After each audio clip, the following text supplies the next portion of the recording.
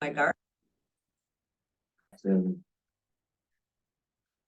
Mine here. Monday. Let me know when you're ready. Okay, this meeting will now come to order at 6:30 p.m.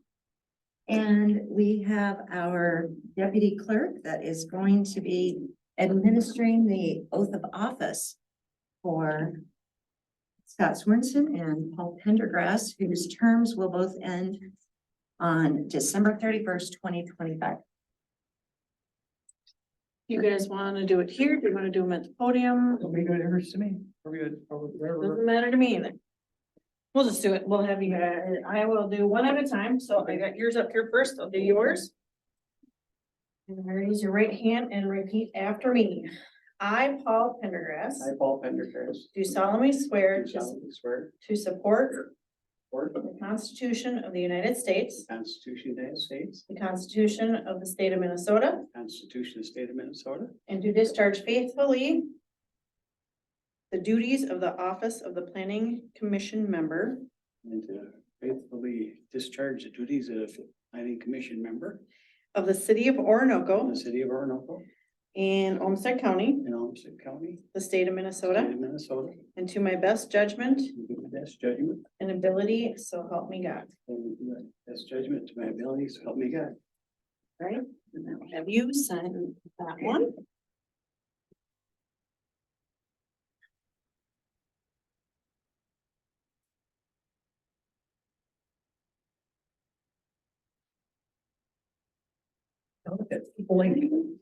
That is awesome. And then when we're done, I'll get both of you guys' pictures too for website. Wow. Pictures for the website. All right, so I'll have you stand up, raise your right hand. I, Scott Sorensen, I, Scott Sorensen, do solemnly swear to support the Constitution of the United States, solemnly swear to support the Constitution of the United States, the Constitution of the State of Minnesota, the Constitution of the State of Minnesota, and to discharge faithfully the duties and to discharge faithfully the duties of the office of Planning Commission member of the office of Planning Commission member of the city of Orinoco of the city of Orinoco, in the county of Olmsted, county of Olmsted, the state of Minnesota. state of Minnesota. My, I'm sorry, He's already. to the best of my judgment and ability. In. Best already. Best of my judgment and In the eye. abilities, so help me God. Good to have you. Yeah, one Right? You sign there, Okay, right, and then I will. If you guys want to stand maybe up here, I'll grab a quick picture. where do you want us? Go ahead. Together. Oh, we're doing. Yeah, Oh, I'll okay. do it together. All right. I didn't realize you were sworn in. Ready? He's starting a new term. Oh. Yes. Yeah, when. Well, we- congratulations. We've been doing that for. Everything has This- changed. Yeah, I It's never, I changed. didn't have. Has anybody done Me that? too. Well, you guys did. Picture. Things are going. So you did the oath? Yes. Okay, I don't know, I Okay. was not here when you guys did that then. but things are, looking up now that we're going photos. It's all official. It's a little more official than the Girl Scout oath, but Absolutely. would you like to go ahead and do roll call for us, please, Renee? Oh, I can. Commissioner Wendy Phillips, Present. Commissioner Kathy Brandt Rucker, Vice Chair. Present. Sorry. Commissioner Colleen Fried, Secretary. Present. Did I say that right? Yep. Okay. Commissioner Jim Richards, Present. Commissioner Jim Phillips, President. Commissioner Scott Sorensen, Present. and Commissioner Paul Pendergrass. Present. And then I am here and I don't see the other ones. Okay. There you have it. So approval of agenda, I noticed that the item marked number 8, old business, and the item marked 8, adjournment. Adjournment needs to be changed to item number 9. And are there any other amendments or additions to the agenda? Is there a motion to approve the agenda as amended? I make a motion to approve the agenda as amended. Is there a second? Second, Is there any further discussion? And if not, I'll call for the vote. what would become number 9? Adjournment is number 9. What would become number 8? 8 is already old business. Oh, gotcha. There's 2 8s. Yeah, Mhm. so is there any further discussion? All those in favor say aye. Aye. All those opposed say no. And the agenda is approved as amended. And now we're gonna move to approval of the minutes for March 9. The minutes of March 9 meeting have previously been distributed. And are there any corrections to the minutes for March 9? Yes, I have one. What is that? On item E, EDA update. We did not interview 8 candidates, we interviewed 7 candidates.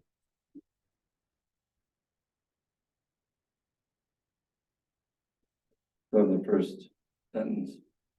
Oh, great, thank you. Oh, because somebody withdrew. Yeah. Okay, No, I think you did everything right, what you were doing, but we had a withdrawal at the last minute, so there were only 7 that were there. only 7. Are there any other corrections to the minutes?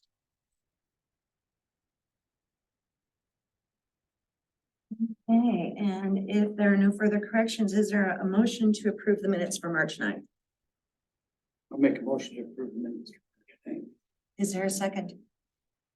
Second. And if there's no further discussion, I'll call for the vote. All those in favor say aye. Aye. All those opposed say no. The minutes for March 9 are approved as corrected.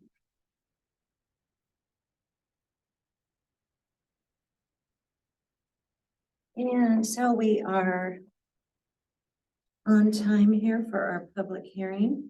I am going to open the hearing at 6:37 p.m. And we're going to be doing public comments in just a moment. If there is anyone present that is wanting to speak, if they would please fill out the form. That's me. Are you the applicant? Yeah. Oh, very good. Thank you. Well, at this time, I'm doing the first call for public comments. And Andrew, I'd like to invite you to come up and speak to us if you would like to.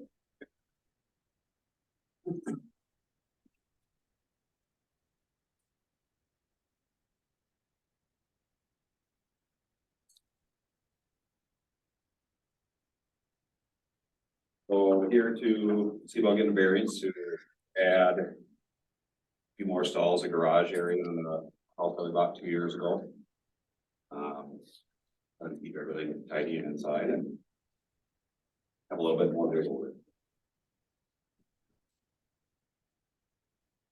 So just did you just say add stalls or is it a separate building? Add, so it's gonna be attached to the house. Okay.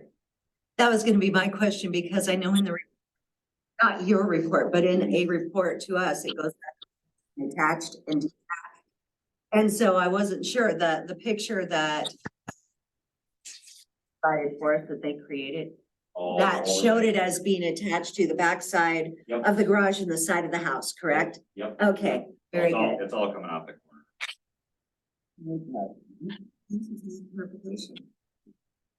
We got those on there. Does he need to be let in? No, he's in. Oh, Let me, okay. let me put this up so you can see what's going on. Yeah, Madam Chair, I'm here if you want me to comment. Thank you very much. I've got a couple more calls for public comment and we'll be with you in just a second. Does anybody have any questions for Andrew at this time? I'm kind of curious why he needs a variance for a garage. Or is that- No, we'll get- we'll get That's into gonna the- be part of the report that Bill is making for us.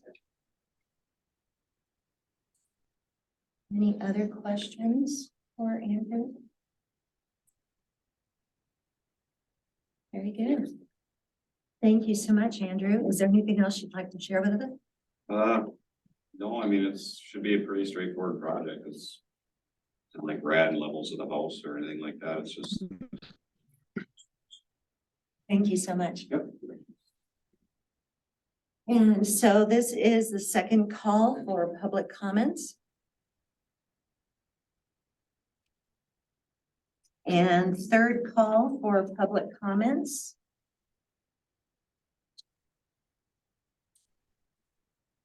And I am closing the public hearing at 6:40 p.m. And at this time, I'd like to invite Phil, are you doing the planner's report for us tonight rather than Joe? Yes, I would do that. If you would go ahead and share the planner's report at this time for us. Okay, well, Madam Chair and Commissioners, I'm Phil Carlson with Stantec. And you have my report in your packet of April 13th. And as Andrew noted, this is a fairly straightforward request, but he's caught under the standards that are in your current zoning code. So I won't go through every line of my report, but he has about 8/10 of an acre. He wants to build a new garage that, as he said, would be attached. So there's already about 748 square feet of a garage that would stay. And he wants to add another 1,067, so a little over 1,800 square feet of garage he would have. And your current zoning code says that for lots under an acre, you can only have 1,000 square feet of accessory structures, and he wants 1,815 or about that. Whereas if he were at 1 acre, he could have up to 2,000 square feet of accessory structures. And this issue has been discussed in some previous applications where there were a couple of things happening. One, that there was a lot that was just barely under the standards. And so the commission says, let's just allow that to happen. And another where we were able to say, you know, this lot is kind of caught in the situation where there was large amounts of right-of-way dedicated around that block of lots. And so really in a kind of a more reasonable situation, the lot would be larger than shows up on the current plat. That's not the case with this lot at 456th Street Southeast. It's got a very standard street width out in front. It's a very normal size shaped lot. It's just that the standards in the code don't allow that much. So this really is something to the discretion of the city. You've adopted a zoning ordinance and everyone in the community is expected to follow the ordinance, those rules, unless the city council decides to change those rules. And so this is, as I said, kind of caught under the rules. So it may be that other planning commissioners feel that this size garage and total on the site is very reasonable. The way to do that would be to change the ordinance, not to grant a variance in this case, because the standards in the code for granting variances, there's criteria that you need to go through and make a finding that it would meet all of those conditions. And the key one is that there's unique circumstances or extraordinary conditions with the property itself that make it difficult to meet the code. That's not the case here. This is a very typical, are often brought into play with variances are, well, there's a big grove of trees, so don't make us take down those trees. Let us expand into the setback on another side. Or there's a deep ravine, or that would just be unreasonable to try and build into it. So let us build in an area where we need a variance. Or there's the lot itself, maybe it's triangular and has a very sharp angled corner and it's difficult to get a structure in there. None of that is true of this lot. It's a very typical lot. And so in that sense, I think many of us can be sympathetic to Mr. Kuhn that all he wants to do is add a garage. It's a perfectly normal thing for a residential lot. But your current rules say that it is well below the minimum size to have that amount of accessory structure space. And so my recommendation to you is that you follow your code and not grant a variance in this instance. And again, it has been discussed previously that you might change those standards in some way. And I think that would be certainly a worthy undertaking for the Planning Zoning Commission and the City Council to undertake if you feel that community standards are such that those rules no longer fit the bill for Orinoco. And so you could do that. But that's a more lengthy process that really should take some weeks and months, and you'd need to have proper discussion and hearings on that. So again, to cut to the bottom line, my recommendation is that you follow your code and not grant a variance. And there are sample findings in my report for that. So I'd be glad to answer your questions or hear your comments. Would you kindly read the findings of fact for the denial of the variance that you have documented here for us, please? Right. So in my report, I say the findings of fact, number one, that the lot at 456th Street Southwest is 35,880 square feet in size, or about 82 hundredths of an acre.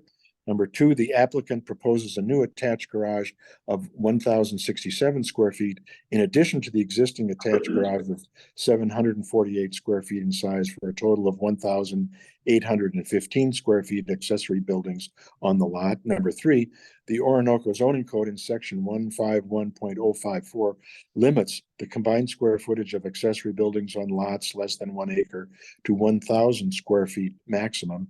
Four, the property in question is a rectangular lot of typical dimensions. There are no extraordinary circumstances present, nor practical difficulties to meeting the code. Number five, the request does not meet the criteria for granting a variance in section 151.401 of the Orinoco zoning code. Thank you very much. Is there anything else that you'd like to add at this time, Phil? No, I think that summarizes it. And again, I'd be happy to answer any questions or hear your comments. Very good.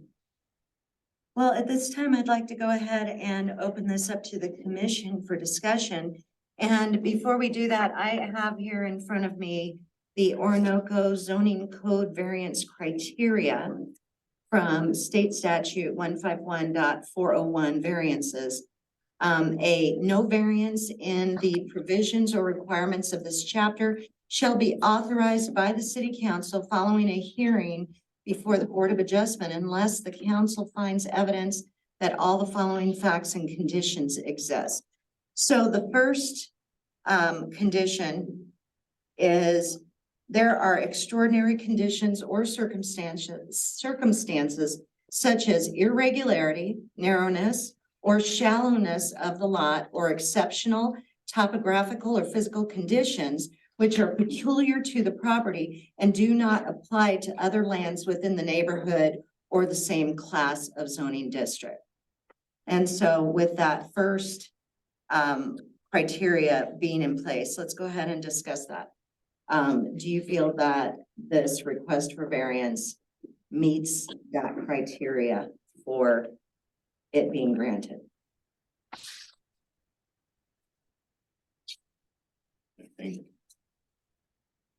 One of my questions would be, the previous one that was approved and let go through was actually a piece of property that was a separate building completely.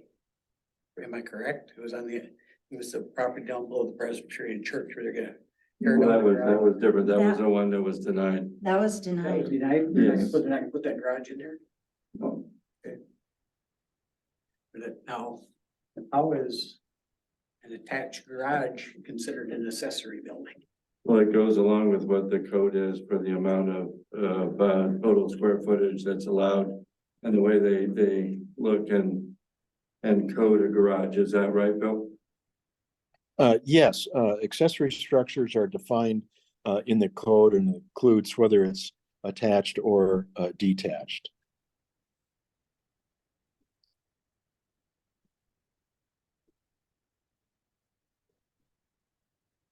So, based on number one, then from what we heard from Phil, as I understood it, it does not meet criteria one. That is correct. That was my understanding. That's it.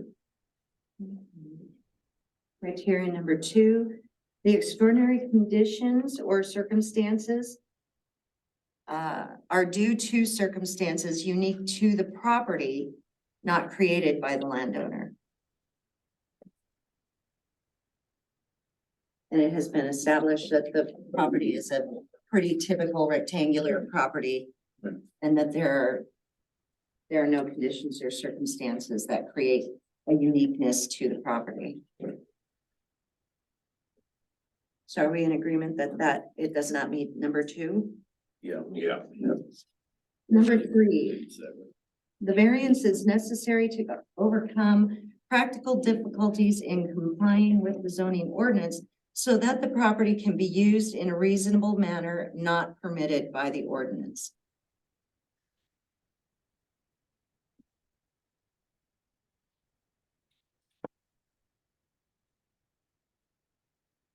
As I say, I'm not aware of any practical difficulties that prohibit the property from being used in a reasonable manner. I believe number 3 is a no. Number 4, the variance will not be materially detrimental to the public welfare or materially injurious to other property in the area and will not alter the essential character of the locality. I believe that that is a yes, that it is not detrimental to the public welfare. It does not create materially injurious circumstances to any other property in the area, and it would not essentially change the character of the locality. So I believe that number 4 is a yes. The variance is in harmony with the general purpose and intent of the chapter.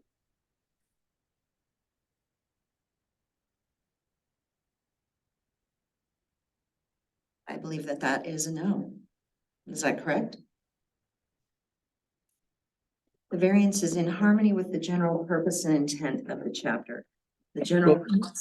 Madam Chair, if I can comment on this, this is kind of boilerplate language that comes based on state statute and that almost all ordinances have.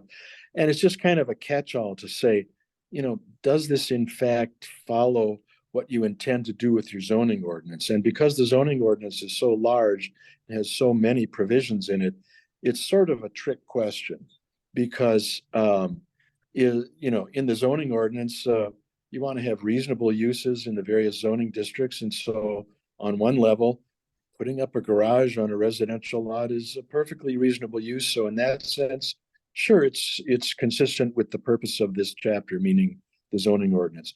On another level, you say, well, the same ordinance establishes standards and some size limits that the city feels is necessary. And so it goes way over that size limit. So no, it's not in line with the standards of this chapter. So it's in some ways, as I said, a trick question because there could be many answers to it. You could justify it in either direction.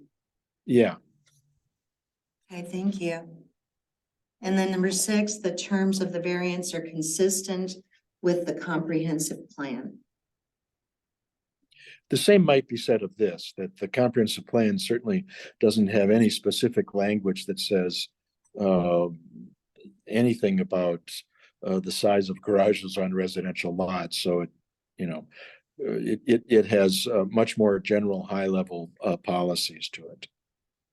Thank you. Are there any other lots down there, homes down there that have 4 and 5 car garages? No. None? Absolutely none? I don't believe so.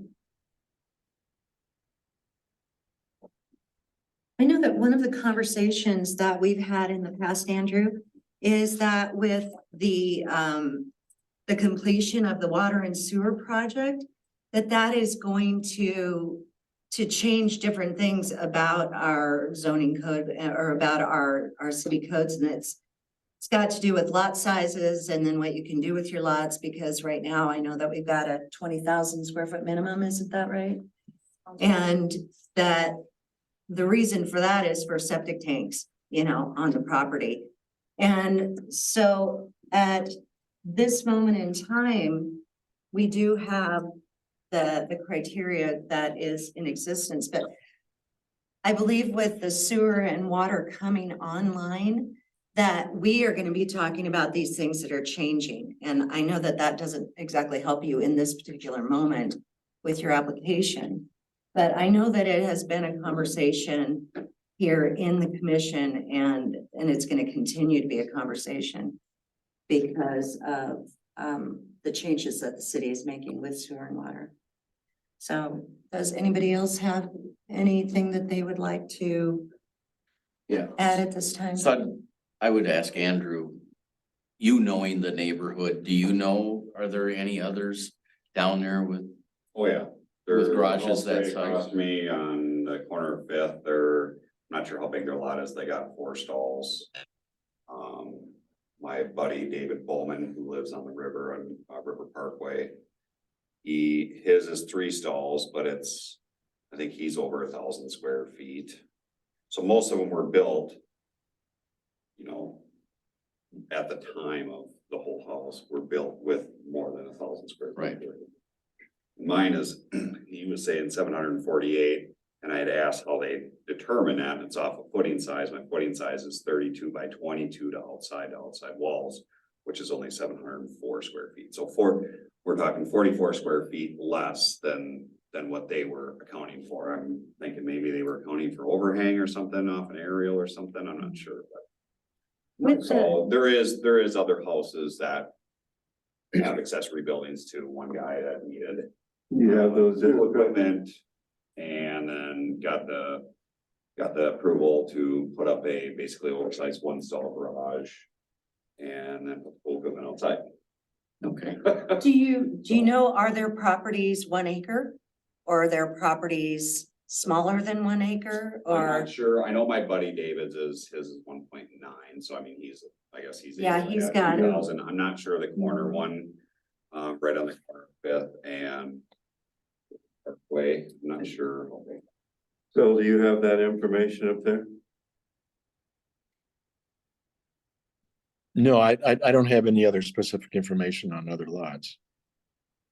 Well, and I know that one of the things that was in the report was that if we were talking about 8,067 square feet total, you know, on a 0.82 acre lot, that we're just splitting hairs at that point in time.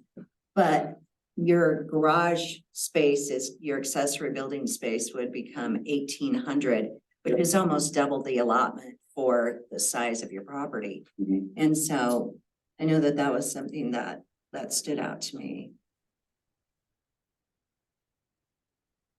Yep, I guess it's just, like I said, it's just to get everything inside, so it's not sitting out. Mhm. Like, would people rather see boats and cars and lawnmowers and everything hanging outside, or would they rather it all tidied up and tucked away? Oh, I can appreciate that. Have you talked to your neighborhood association about it? Yeah, before I even bought the house, I was talking to Ryland about it because I found out he was on the architectural board for River Park for the Covenant. And, he informed me that, like, you know, you can't do a detached. I said, okay, so I gotta look at doing it attached. And then when we bought the house, we got approval through the Covenant for that. And yeah, I mean, all my neighbors know what's going on. My one neighbor, he has a conditional use permit. He kind of did basically the same thing. He did a bigger one, but that was because he owns a lawn care business. So his was to keep his equipment inside, but I think he did like a 30 by 40 attached to his 3-stall. And I think his lot's about the same size. It's like. So he was allowed to do it for a business purpose too. Conditional use.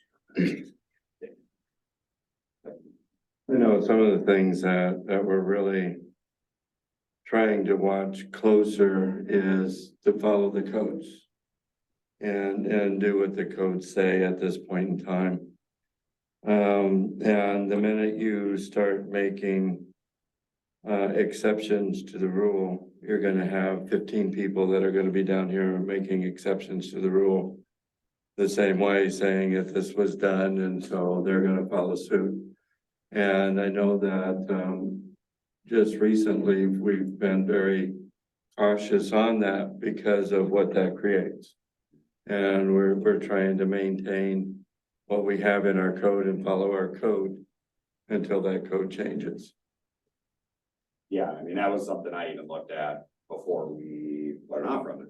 It's like Ryland had told me too, he goes, there's certain setbacks that you also had to have, and that was city code, that you had to have 20-foot setback from your neighbor's adjacent property line, and then they wanted a 30-foot easement or setback from edge of city easement, so.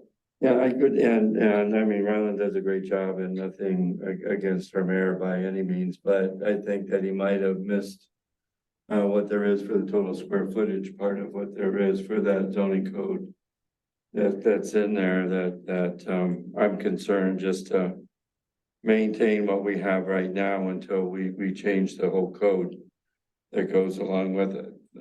So that's the concern that I have, and clearly Phil also believes in trying to maintain that same thing as well.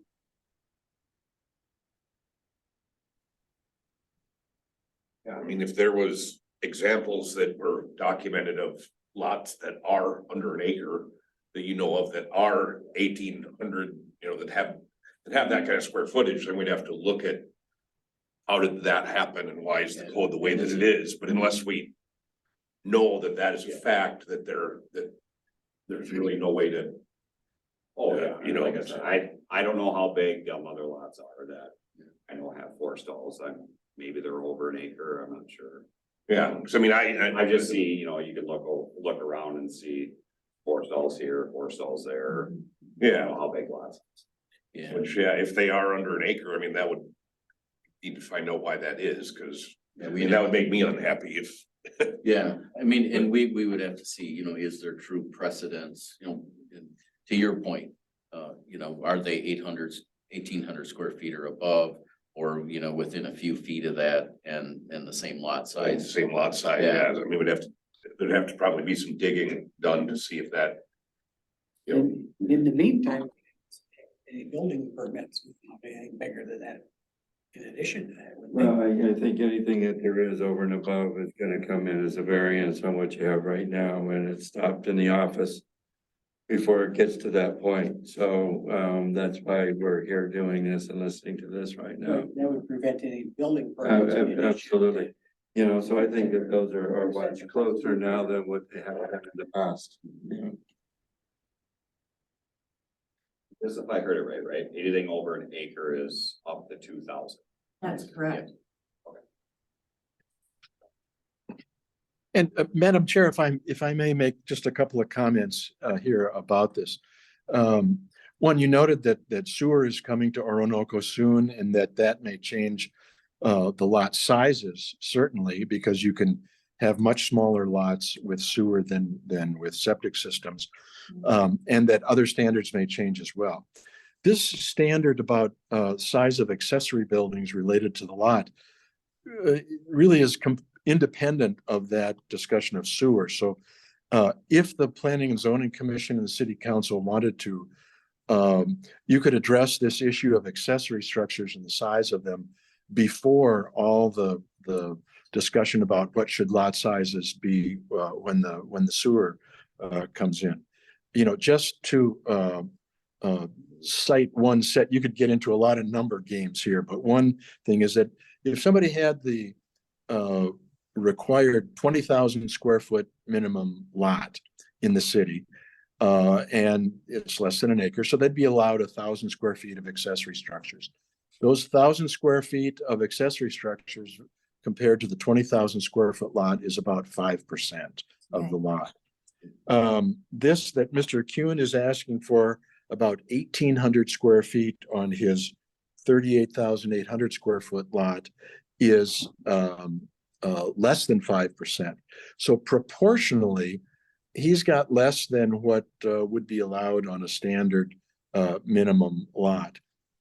And so that really points out the issue with the code here, that there's this big jump between 1,000 and 2,000. And if the issue is, we don't want huge mammoth accessory structures that are out of character and size and proportion to the lot, well, then it could be made proportional to the lot size instead of having that one big jump. Which I think there could be some wisdom in trying to do that. But these are the standards that are in place now. And so I would really urge you to follow the ordinance, follow the criteria in the ordinance. And right now, this simply doesn't fit those criteria for granting a variance. The way to address this, if you think this garage project is reasonable, is to change the code. I'm trying to remember, because what you said triggered a thought that it was a conversation we probably had about a year ago. Are you recalling this?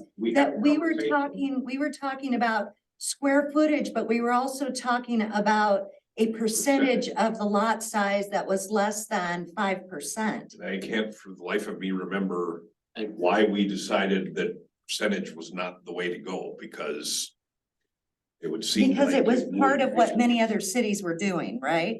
We were looking at what other cities were doing with their lot size. Back to Phil's conversation a little bit, talking about the lot splits and stuff because of sewer coming to town.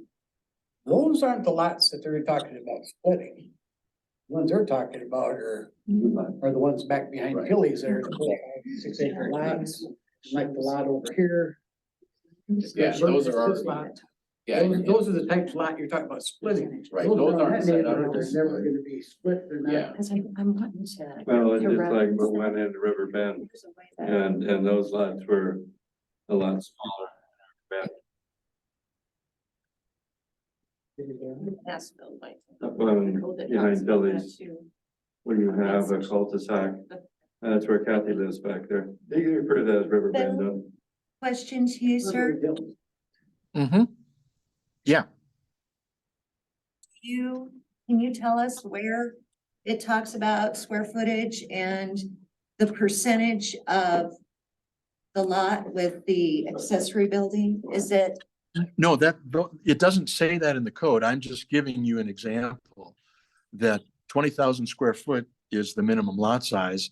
And the standard that we've been talking about says you can have up to 1,000 square feet for lots less than an acre. So I just did the math. 1,000 square foot of building on a 20,000 square foot lot is about 5%. Right, So Phil, Yeah, I just gave that as an example. okay. So I do have a question, because I do have a short list of items that we're looking at as we're going through the code. And so one of the things I'm probably gonna add to my list after tonight is a revision to that section of the code, or at least looking at it to determine if we want to revise it or not. Because whether it's a sliding scale or percentage, we know that that 1 acre cutoff is just, it's hard coded into the code right now, but it just is not gonna fit for what we need, especially going forward as well. Yeah, I think we need to take a look at that too, because I don't know why it wouldn't have been a percentage. With, Well- you can have a minimum, of course. I remember it Or was when maximum, Paul was but- still here and we had the conversation and we Yeah. talked about the percentage factor. Yeah, but Yeah. that was for the pole shed. I remember we talked about that because he had 10 acres and wanted to put it up, but it didn't. Remember that? It was the number of didn't buildings. meet The square footage for the property, I think. Okay. And the height of it was different as Yeah, well. yeah, and then So that's where we yeah. did make a change Mhm. later, and then they had to come back. after Right, that yeah. change was made. So we probably didn't actually specifically just say for this instance that we could have go with a percentage like we maybe. Right. Could bring up talking about doing now. Right, because in that situation, I believe, if I remember right, it was denied. We looked at the code, changed it, Mhm. sometime after that, and they came back. Because this person, if I'm remembering this right, had like 10 acres. And they said, hey, I could actually split this up into 10 acres. 10 1 acre plots and have 1,000 per acre, so I could have a 10,000 square foot building, Right, you know? So would you rather me do that, or are you gonna look at my property as? you know, right, yeah. so- Yeah. Remember that? Yeah, I do, remember yeah. that as well. So, yeah, I mean, the way that the code is right now, there's Right. not a lot that we can do, even if we think that it should be different. Except maybe look to change that Yeah, in the future. start, open because- up that conversation at the, maybe even the next meeting. And there's What a did you hour. find in So what we have is. I'm very much on the, people should be able to do kind of what they want within reason, but at the same time, it's like, well, the way it's written, What? I mean, unless we change Well, the way that this it's one is written, 151138, we can't just go lot completely area against frontage it. and yard requirements. I guess I thought that what the variance process would be looking at. But with the variance, Each individual situation and what the situation is, like per situation, that's what the variance. but it's the criteria of the variance that is the issue. There's a certain criteria that you have to meet to get the variance, and unfortunately, that's not met. Easy to say, hey, look, the code is what the code is. Right, like, if I was under that assumption that the code is what it is, and you don't have enough square footage for your lot size to have that big of accessory building, then I wouldn't have wasted $250 to apply for a variance to just say, we gotta follow code. That could have been an easy, hey, we gotta follow code, okay, I gotta redirect, I gotta do something different then. So, you know, that's kind of frustrating Yeah. that couldn't have been an easy, it's code, right? We can't do anything else besides code. So, okay, fine, well, code is I can't have that big of accessory building. So I guess I don't understand why that couldn't have been explained better before I went through the process. Why isn't that able to be? When you explained? went through the application on that, there was nothing in there that showed the condition, the variance conditions? No, they told me that there's a city ordinance, there's a city code that says if you are under 1 acre lot, that you need a variance. And they explain you need $250 for a variance. It'll go in front of planning and zoning. Stanick will do a green space analysis. Everything will be sent out for public hearing if anybody wants to come. My neighbors, I put down all my neighbors so that they could, you know, come in, and if they want to oppose it or whatever, or anybody in town could do that, but not. You weren't given the criteria up front for a variance, right? You know, I hear what you're saying. If you had that list of criteria, Thing that we. That the talked about. variance has to- Exactly. Well, if it would've just- Exact thing. yeah, then you wouldn't have spent the $250, right? So I do Yeah, have and a, actually, yeah, it's city code, and we have to change that in order to even consider it, then yeah, why did I spend $250 when it's cut and dry?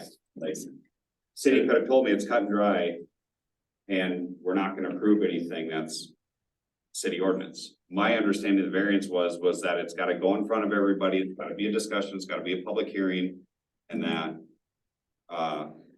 per situation with a variance, that it would, you know, be discussed and per each individual would be decided, right?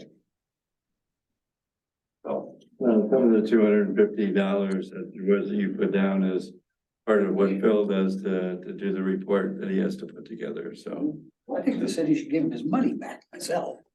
You know, it's, That's where I'm at on it. If they're not gonna approve it. You know, I mean, yeah, if we're not, if you have to meet the criteria for the variance, then you should be made aware of what the criteria is. if The you're elevation looking, drawings and everything. in here. well, what you're looking then is a situation where the city and everybody lives in the city absorbs the costs that go along with Stantec. And that's not fair for everybody else that lives in the city to pick up the tab on what there is for somebody wanting a variance. Also wasn't fair of them to let him apply for a variance if they knew it wasn't gonna be somewhat approved.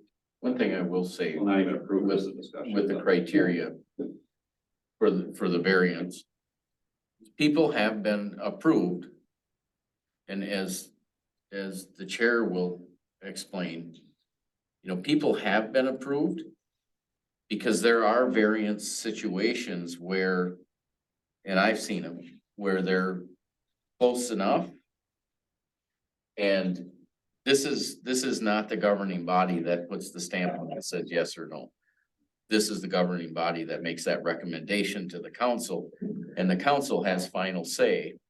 But I will say there have been situations, so I don't want to just throw all variances out. Or, throw it all out there and say, we shouldn't be doing this. Or that variances aren't approved. Because there are some that are close. And I will say with yours, it's obviously not close, it's almost double. But there are some that have been close. And, for that reason, We've they have granted been, them. yeah, We did lots we've of splits, we've done Yeah, all we've kinds done of lots of things splits that and have gone everything. through it, yeah. But I do agree that if we're going to hand out variance applications, in that application, we need to say, this is the criteria that the variance has to meet. It has to be, you have to meet every one of these, because even if you don't meet one, it rejects you, right? But I think we need to be very upfront, to your point, so you're not spending money and look at it and say, well, there's no chance. I mean, because yours, if I see what you're saying, if you would have known you're almost double, Mhm. maybe you wouldn't have done it then. No, Or scale it I wouldn't have back. wasted, I wouldn't have. Yeah, or- spent money, and then, yeah, and or- again, like you said, if you're real close. And it's been approved, well, then you're kind of going down a slippery slope, because it's like, Yeah, where's well, the how line? much more? So if I Yeah. say I'm gonna add another 200 square feet, that would be okay, or another 500 square feet, like, then where do you put the cutoff on that, right? So it's either you follow the code and you don't give anybody a variance on anything that they're trying to do above and beyond what city ordinance is. Or you have to take each situation, each individual, place and Right, kind of the make- other make a variance- decision on what you guys. If it met the other criteria, Mhm. then the variance is granted so that it doesn't have to be what the code is. Mhm. So if we go through it and it meets this, it meets everything, Mhm. then yeah, your variance is granted and you get a bigger garage. Mhm. That I think we have been, I don't think that we've ever just said, oh, well, it doesn't meet all of them, so, but we just want to do it anyways. Yeah, we haven't We've done. never that. done that. No, So, if there's some of them, most of them that it does meet, and maybe it doesn't meet one, like you're saying, and the one it doesn't meet. That's a Maybe gray it area doesn't or meet something. by us, a little bit, Yeah, whatever, There's so many a square reason feet. We're not, well, that I'm not Yeah. here is that we're 1,800 square feet instead of. well, yeah, Or 1,100 square feet. yeah, I mean, it's basically the criteria for being able to go over just is not met. Yeah, The out of the 6 things that you have to meet. So, I mean, yeah, I mean, unless it gets changed to where, and I would certainly be on board with looking at that. I think we're gonna keep running into this to see, I know that doesn't help you tonight on us looking at changing that so that in the future it will be okay, but yeah. Kathy, did you have a question for Phil? I did, I was just also looking, so this is R1 and I'm looking at R1 in the code, it's the 151.118. I think I'm looking at that right. And I think when I was looking at the actual application, there was a percentage of basically the permeable versus non-permeables, what's this versus the hard cover, it's called on there, so in the pack. Okay. So it looks like because it's garage space being proposed, that's where this is coming. If it would have been in addition to the house itself, it would have still been under that 25% or whatever, and then it would have not been considered an accessory. mhm. Is that how I'm reading that, Phil? No, well, the hard cover would deal with anything that's hard space. the roof of the house, the roof of the garage, the driveway, sidewalks, a paved patio, anything. So it really doesn't matter what's going on inside or under it. It's whether it's hard surface versus, you know, just the lawn or bare ground. Right, so when I'm looking at this though, that piece of it, the maximum lot coverage is 25%, so that part was okay. Really. Oh, the yeah. Issue here is that it's garage space and not an addition to the house. So it's considered this accessory Yeah. versus. Right. Yeah, that it's used as an accessory. It's not living space. It is garage space. So I mean, that does point out another thing, that, you know, if this were an addition to the house with, 2 new bedrooms and a rec room instead of, garage space, it would be allowed. But it's not, because it's accessory and not dwelling space. Or if in his plan, he had been converting the existing garage, part of that to living space. Then again, that accessory space at the final end of it would have. Yeah, would have been just over the, yeah, it would have been Yeah. different. So, Phil, you're on. Phil, you're muted. We couldn't hear that last thing you were saying. Let's see, mine says that I'm not muted. Well, we can hear you now, but your lips. were Okay, you can hear me now. moving, Okay. And we couldn't hear you. Yeah, okay. Thank you. Yeah, Okay. so as you point out, yes, if some of this were converted to living space, or the old garage and then the new garage at 1,067 is just over that limit, you know, would have been much closer. Sounds like he needs a pool table. Ping pong. Right, that was my question, thanks. So is there any other discussion?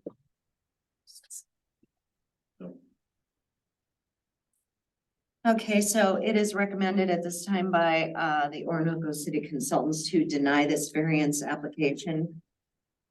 And so if there is no further discussion, is there a motion regarding this variance application?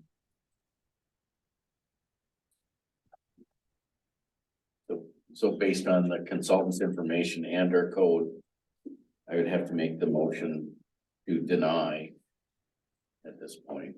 Is there a second? I'll second it. It is moved and seconded to deny this variance application. Is there any further discussion at this time? And if not, I'll call for the vote. All those in favor of denying the application, say aye. Aye. All those opposed, say no.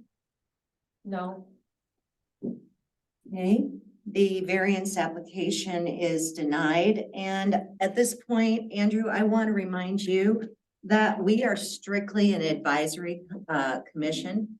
And so we're going to pass our recommendation on to the city council for the meeting that happens on Tuesday. Okay. I believe that is April 18th. Is that correct? And at that point in time, the council is the final authority and they are the ones that can overturn our recommendation. Okay. So I just want to let you know that that is your option at this point in time to take it before. I Okay, would just like to go on record then and say that that was very deceiving of what the city had told me when I came in to do the variance, and I will be asking for a refund of the variance cost. Because, like I said, what I have known that it is per code, and you have to follow code, then it would have been a pretty easy cut and dry, okay, I need to do something different. But that was not explained at all by anybody in City Hall to me. And So I feel like I got cheated out of my money. Like, and I feel that that the is city a just reasonable cheated me. response. Yeah, Can I I do too. chime in here? Yes, absolutely. Whenever anybody comes in, we tell them that we are not the authorities. We don't recommend, we don't have any say in this. It's always up to the council for final say. So what we think, what we say, you know, it really doesn't matter what we think or whatever. We can say, this is the code. You can apply for a variance. It's up to the council to decide. We can't tell you, yes, they're going to, or no, they can't, because we don't know. Right, I think what I we're don't think thinking is that's that what there- he's saying. there should have been, like, when you get that piece of paper before you, as you're filling it out, with that, it says somehow on there, don't even bother filling this out unless you meet these things. Yeah, or this is. Because that's what criteria we happened use. here. He Here's the wasn't criteria. aware of the You meet criteria. And He didn't meet it, but he would have known that he wouldn't Here's have met the it. section and of the then- code covering variance. Here's a copy of it to go with your application. Yeah, that's what Yeah. I thought. I mean, Just that's hand really that to what's him. needed. Yeah, I think we should. Are you talking about this, Kathy? This one that you showed us? No, that's just one off the Minnesota League of Cities that explains the definitions. So we all, Didn't Renee say last night that they have something they usually? they're hand working out? on a They're brochure. doing it, with yeah. There is a brochure. I'm just. And just so you know, you're on record, okay, because everything that's on this is being recorded. Okay, so you are on record, Yep. just so you know that. I just wanna And say- I would bring it in front of council. You've got two council members here. Definitely bring it to council and voice your opinion on it. And I would share your grievance also with If the there way are, that the application and the process and the lack of information that would have deterred you from even filing the application to begin with. But that was not presented. I would bring all of that to them. if there are, Went back 2 years ago, and if I would have, ordinances, if I would have known that city ordinance, probably wouldn't. Hmm. So.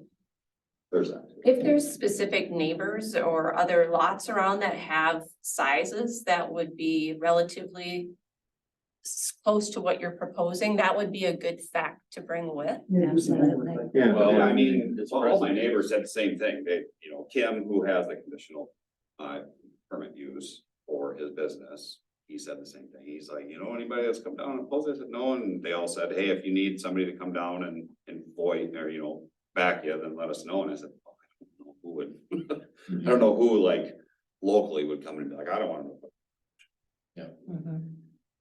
Yeah. And like I said, if it would have been, here's the ordinance, or here's the city ordinance.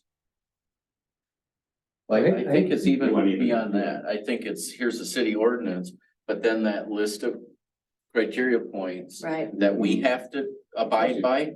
If you had that, and I think anybody, and I think this is a learning experience right now for all of us, is, you know, if when we hand the application out, if they can have the code. And then also the criteria that's used to grant or deny a variance. Well, that's all on our website too, right? Yeah. So it's just a matter of check the website, it's there and it's available to everybody to read. So, Yeah. I mean, otherwise, for Renee to turn around and No. find out which one and No, no, copy. Oh, no, I That's think not- you just have it right as a part of that. That's right. Yeah, But that could have went all the way back to the permit too, because when I filled the permit out, I wasn't informed until the inspector called me and said, you're over the city ordinance.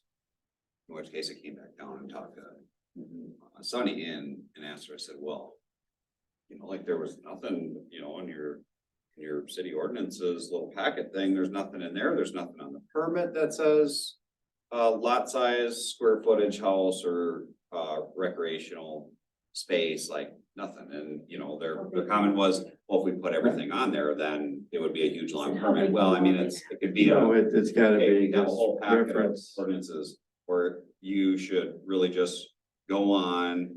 And here's the section that you're looking for, because you're adding an accessory space, or you're adding addition to your house, or you're building a pole barn. So here's a subsection of the city ordinance that you guys should take a look at on the internet before you even file a permit. I'm with you. But, and I will say, I just wanna go on record saying, this is not your fault. Cause I don't think we were asking you to interpret the ordinance or anything, because you know, we don't want you to do that, but I think this is learning experience. I think it's, It just needs to accompany. yeah, is there a way that we could turn What needs- around Make it and easy. on the what needs application? to happen is when somebody comes in, There's a packet and there's an information sheet, and at the bottom of the information sheet, it should say, if you have any other specific questions regarding building permits or any of this, contact this person that's on zoning, or contact. That's where questions should really be coming.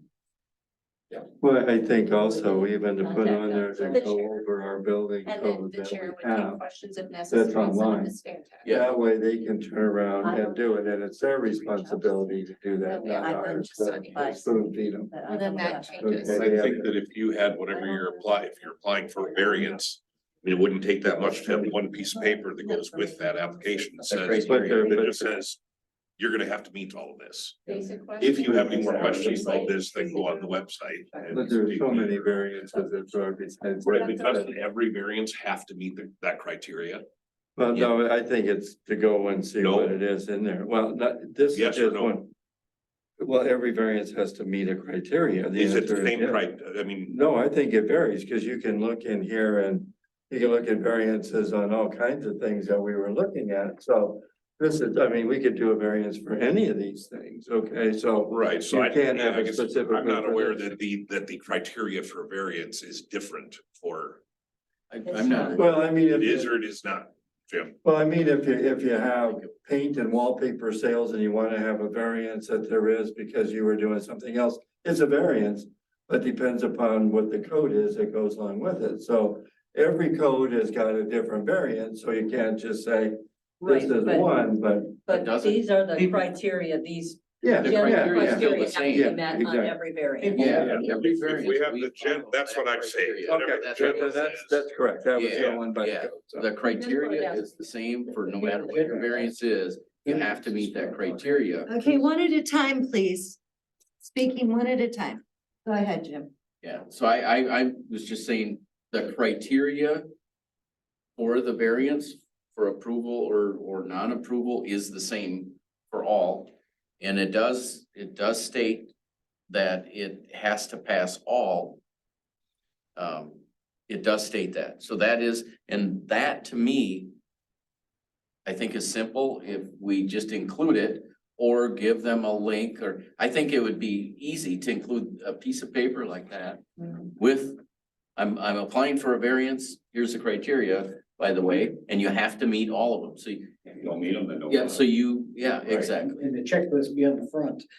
Yeah. So not. Yeah, this is variance standards right Yeah, here. yeah.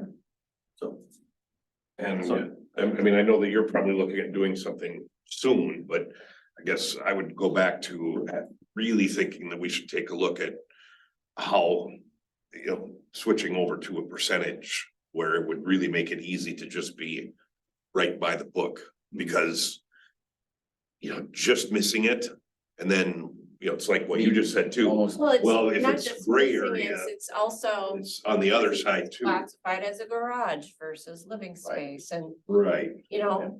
some people would rather have 4 or 5 stalls and a house of a certain Yeah, size. I would look at that It too. depends on people's lifestyles. Yeah, Mhm. well, our garage is gonna be bigger, square footage wise, than our main. That's the house- Yeah. That's the house I grew up in, Andrew. Yeah. My dad had like 2,000 square foot of garage, I don't So, need much space to eat some food off a plate and to sleep in a bed. Right. Is that the idea that? One of my neighbors has a big Priorities, TV in their garage and they're out there most of the time hanging out. Yeah, that was my dad. yeah, for sure. So, The mess out there. yeah. I mean, they've got small kids, so they probably just hose it down when they're done. But everybody goes out there and all the games are always out there, so. so with that said, again. You heard the recommendations and it was just based on that criteria. I mean, we have to vote based on criteria. It goes to council, but the other thing I want to impress upon you is if the code changes, you can come back and this, so she's putting it on the The list. code needs to change. Yes. High on the list. So, But I think we need to have public hearings before we do. oh yeah, That's a lot of we stuff have to, that needs to be and done. that's what we did. When we changed the code last time, we didn't have to do that. No, no. Let me know how that process goes. Yeah. because Well, and we the other wanna do thing the too- same thing. I've got like a half a dozen people that have walked by and asked, what are you doing back here? Just cleaning the place up and gonna get ready to add a garage. Oh, yeah, we wanna do the same thing. Yeah, that's where you're gonna have. Well, and if you've got people that are looking to Yeah, do what you you're do. wanting to do, I mean, having them come before council with you and So we say, gotta watch. yeah, the more people that are saying this needs to be different. You need, faster it moves up the ladder to being different, I guess. Do a lot of homework, Sue's got. Double work. Well, I mean, I wanna be like, well, this person and that person and this, like, No, but it is a no, lot. you know, like, just. Use the discretion, right? Like, be different. I said, well, I'm gonna come up here and I got some leftover lumber laying in the back and I got a Pascal. Pallet of siding that I'm gonna put on the house and it's gonna be, just a shack to cover something. Well, okay. No, thanks. Yeah. Exactly.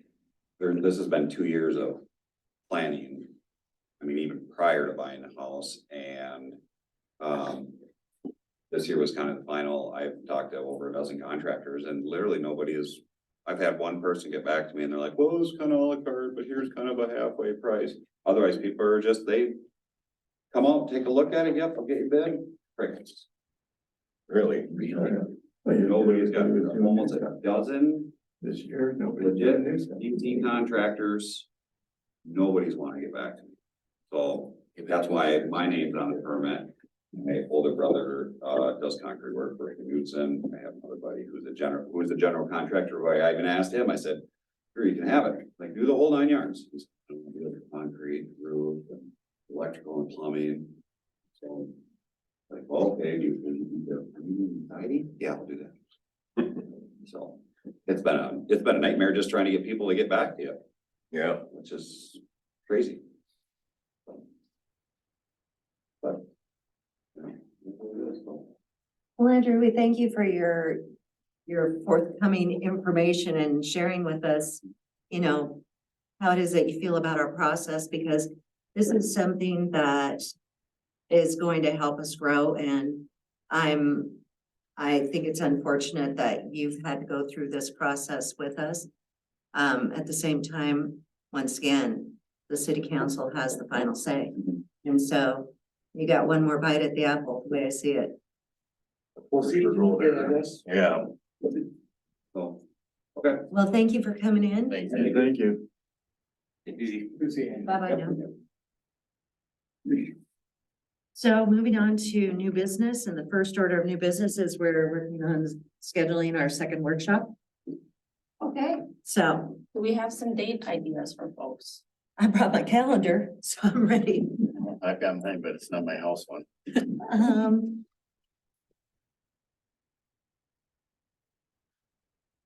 I'm thinking that for me, probably the month of April is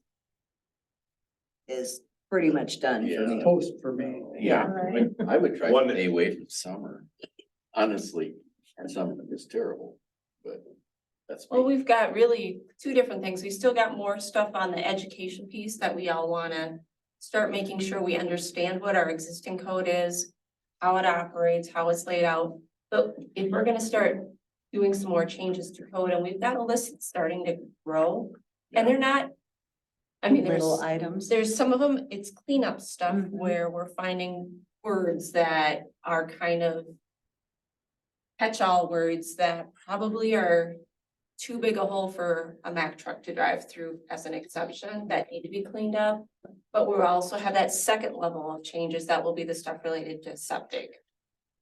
So really, we've got at least 2 rounds of code changes, and that's gonna take some time too. So I don't know that our meetings are gonna be enough to do all of that. We're gonna definitely need a workshop, even just for the education piece. Mhm. And part of that education I've got is also, we should go through our sample application so everybody understands what's on our existing applications and what all the terminology means as we get these each month. And we all have the same understanding of how that works. And I know we did mention during our workshop yesterday when we were doing some training, just looking at the code, is having some of that common terminology or a handout of some kind to go with the applications, because that's exactly what's kind of coming along here is there is not a clear understanding of everything that would go into it. And the more we can provide upfront and just have a clear, if you have any questions, here is the email, and it might be zoning@orinoco.com. And from there, our chair would look at it and decide, is it something that's an easy yes, no question, or is it something we need an outside opinion on? Because we don't expect you to go and pick up a engineering or zoning degree or whatever else it Yeah, is, it's but probably not gonna be. it is something that we need to take on, and it needs to be our responsibility as a commission to do that. And it would be something that, based on what we've got, and you can lean on all of us, if it's an easy question, great, but Mhm. we need to be able to say, and that's probably in our RFP that we need to look at when that goes out, is that you as chair have that ability and power to contact them Right. and make those determinations. Because Yes, it and- should not be on the city employees to have to understand. Oh, Our people, Yeah, not at all. they've got enough other Yep. things on their plate. This is our responsibility, which is why we take an oath, I guess, Well, so. like they were saying, you just need a check off sheet for that. Yeah. Right. I mean, I know Right, that and with that that's- variance, that's how I got into planning and zoning, is because I came just thinking that I was gonna do some easy thing with a Me too. garage. Me And I got here and found out, no, Not as that's easy not, as that's not what it's, and I had to get rezoned and all this, and I never ended up doing it anyways, but fact was, I think that's probably what everybody comes in thinking like he just did, that it's just us going, well, should we or shouldn't we? Yeah. When that's actually not the case at all, and if there's something to give them, so they know that that's not the case, where it's not just us and our opinions. There are. Yeah, things it that just go- says, though we do a variance, you have to meet these criteria. Yeah. I think if we, and whether they understand the criteria or not, and that remains to be seen if we ever got to that point, but at least they'd have it, and then when we got in this situation, they would know what we're talking about, and we said, well, I mean, you read it, you knew it, and you don't meet it, and that's really not a opinion of whether you meet it or not, it's a fact. Yeah. Then there's not much of an argument for us to make the unfortunate vote that we had to make tonight. Our next P and Z meeting is the 11th, correct? May? So we ought to do that workshop. What's that? Our next meeting is the 11th of May, correct? Yes, do So we do wanna we wanna do do it one? the day before again like we did? I'm open that week, so. Can I suggest something though? I mean, we're just an hour and 10 minutes into this meeting. Why don't we look at putting some of this On the front end. Or the Well, back end towards- after public hearings? after a public hearing? I mean, I'm that, with you. that would be, I Do you think, a close the better regular use of meeting time and go than- into the workshop? than Yeah. rushing home from work. We could have the regular bolting meeting dinner. and then go into a workshop. Why don't we As long try as we're that not doing it and for see 3 how that hours, works just- for us? Let's do that for Let's next keep it month. to Let's an do hour. that. See if we can't schedule a second half to start at 7:30 for. And we were pretty good last night with an hour and a half on. Yeah, that wasn't too bad. That we know that that's what it's gonna be. Yeah, I can So- do one night to two. So let's go ahead, let's Especially go, as it gets nicer. yeah. So let's go ahead and plan it for after our regular meeting of planning and zoning on May 11th. Yeah, cause we already got the night booked. Right. That's the way I look at it. Exactly. Yeah. So, yeah, so good thought. Good idea. So figure till 9? Yeah. I think our zoning meeting runs 6:30 to 8, and then the 8 to 9 would be the workshop. Or whatever it happens to be. So we normally allow an hour and a half for the P and Z I meetings. thought our zoning meetings could go until 9:30. So whatever it is, yeah. Yeah. So whatever it is after the meeting ends, a 10-minute break, and then we jump into workshop. Mhm. Got it. I think that sounds great. I like that. I'm looking Okay. at my calendar the other night. More than likely, I'm going to not be here for the next 2 meetings. And we knew. Yeah, that's Thursdays are not good for me when it gets. Where campgrounds are open. Well, we're fully manned planning and zoning commission now, so quorum should not be as big of an issue as it's been in the past. Yeah, hopefully not. It's just, I mean, but it's starting to get where we're really, feels like we're really accomplishing some things too, which is, Yeah. makes you just more and more want to be a part of it too. So it's, Well, and I would really like us to take a look even at the next meeting, and open the conversation of the 5% of the total lot size for accessory building if you've got up to 1 acre that is 1,000 square feet, and you've got 0.82 acres like Andrew, and 5% of that is, you know, exactly what he's talking about, that would just be, Well, and that makes it easy for Well- people too, because it's just a straight. Yeah, It's a but number but thing. Number, but you, Yeah. you can't do that until you have a public hearing and go through Right, everything that goes yeah. along with it. Yeah, So yeah. it's not just Yeah, changing we it. could do it tonight, yes. So, and you Yeah. can't do it next week either, because you have to schedule a public hearing and Well, I think we it's what can you- have a discussion of drafting a text amendment at next Then month's we can. meeting. And if Absolutely. we can come up with something, we schedule a public hearing for absolutely. the following month. Yeah, Or Yeah. maybe it takes us 2 meetings of discussion before maybe month 3 is our public hearing. But we could do a text amendment process to get that fixed. Yeah. I think Because that we we do should have- start that at our next meeting. We do have 2 or 3 issues that are out there we've discovered that we really should clean some Think so? stuff up. And this Immediately. is Would be one. good. Because I otherwise you'll agree. open a can of Yeah, worms. you're talking about cleaning up outside of the whole ordinance. just- Yeah, oh yeah, it's just, we'll make some changes and they need to be done, and that's not dependent on sewer project. That is really our job, is Mhm. to look for issues and fix them. It's an issue, and if we need to straighten it out, I guess it's our. Well, and that was one of the things that really stood out to me when we were reconfiguring the square footage of outbuildings allowed on a property of this many acres. And we looked at other cities' ordinance or their criteria, and in almost every single city that we looked at, it had this many square feet or 5% of the total square footage of the property.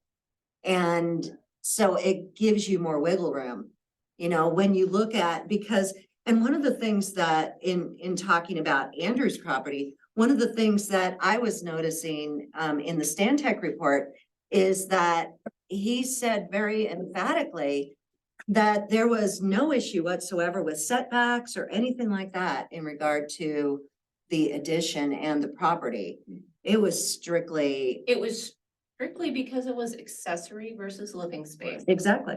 So if you made part of it a man cave, Had he come, absolutely, had it been living Yeah, space, I like to have my boat next to my bed. well, one of the biggest problem is, you hate to see him size it down, because who wants to see the tongue of his boat stick out the driveway, because you didn't allow him enough room to put back the whole thing in.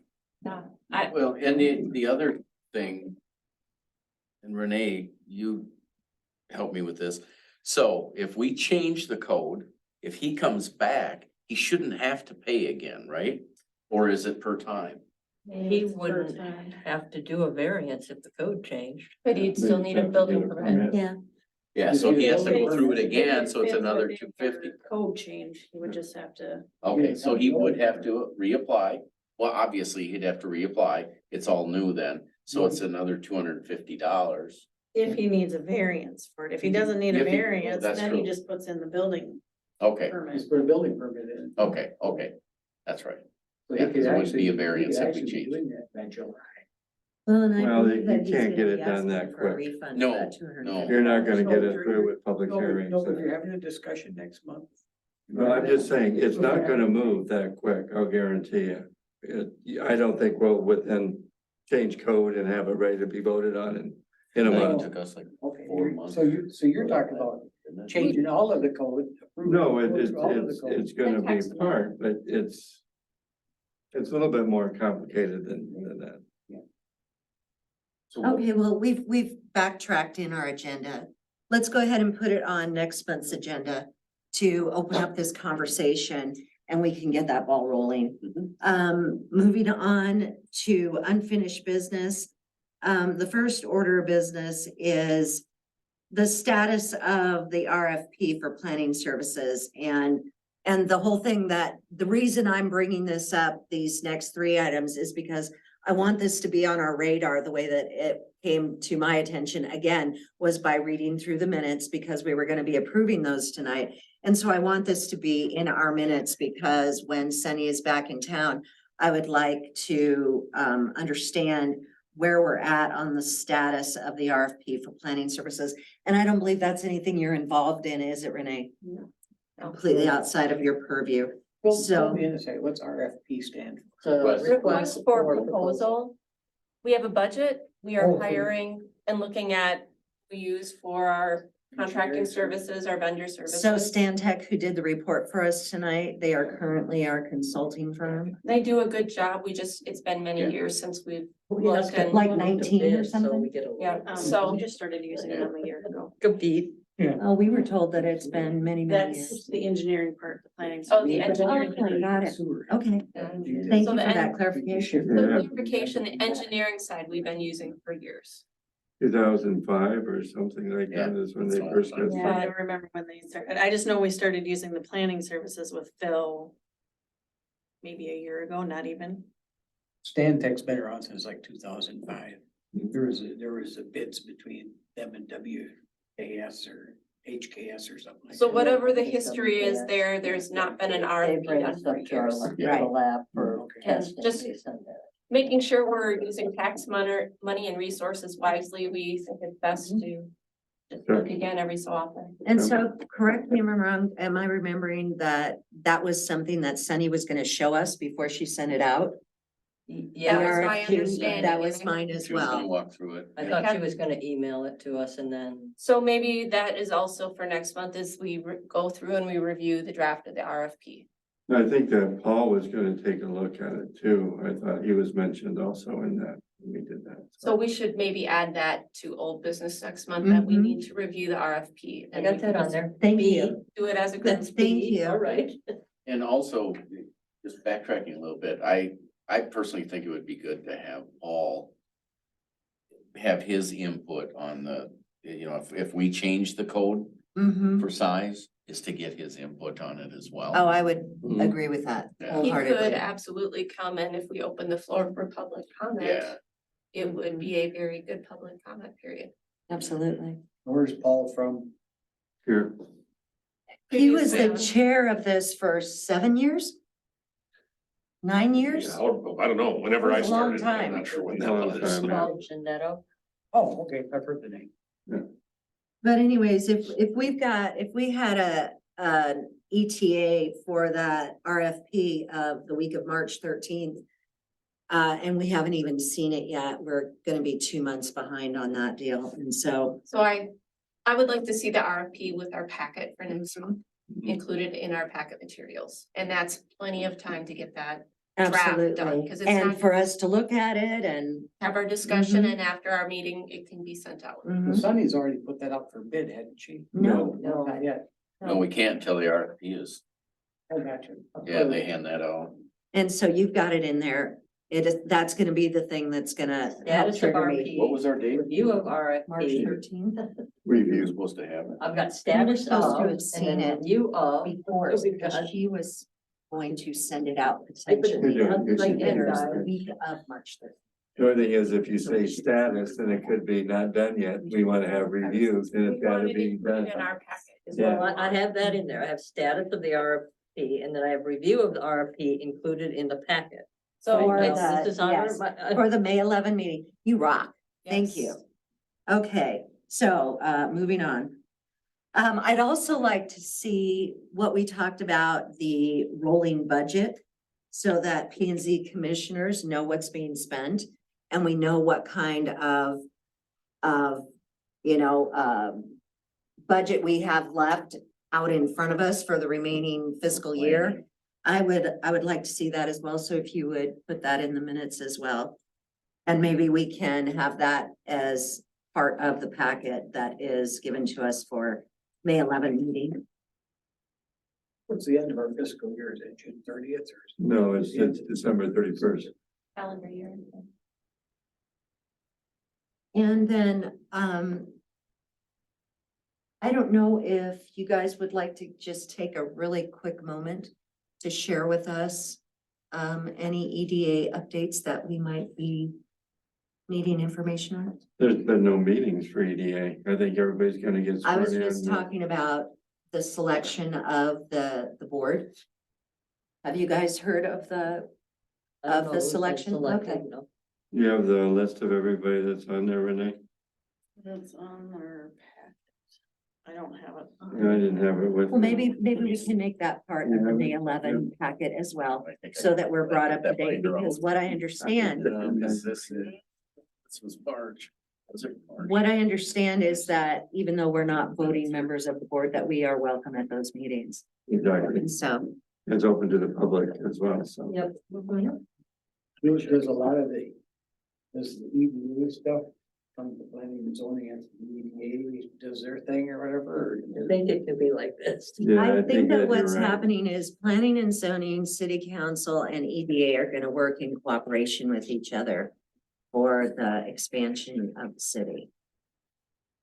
And I did put that down on my draft list of topics to cover is the differences and how it all works together along with The the city roles. employees yet as well. The roles of each Of entity. each group And Mhm. who's responsible for what, Very good, so. very good. I thought it was in this list, but it's not working. It's promising. This is from the March meeting. Okay, well, at this moment, while Jim is looking through that, is there any other old business that anybody feels that needs to be discussed at this moment? Jim, we'll just go ahead and get that report included in our May 11 meeting packet. Okay, What's that? I thought you were looking for some EDA. What is- information. Oh, yeah, yeah, I'm looking to see if, because this is the packet from March, I'm seeing if there was anything, because I thought we had the list. I think that we can go ahead and hear that information at the next meeting. Okay. So, is there a motion to adjourn? I move to adjourn. Is there a second? And so it has been moved and seconded that we adjourn. All those in favor say aye. Aye. And all those opposed say no. Meeting is adjourned at 7:56 PM. Very good.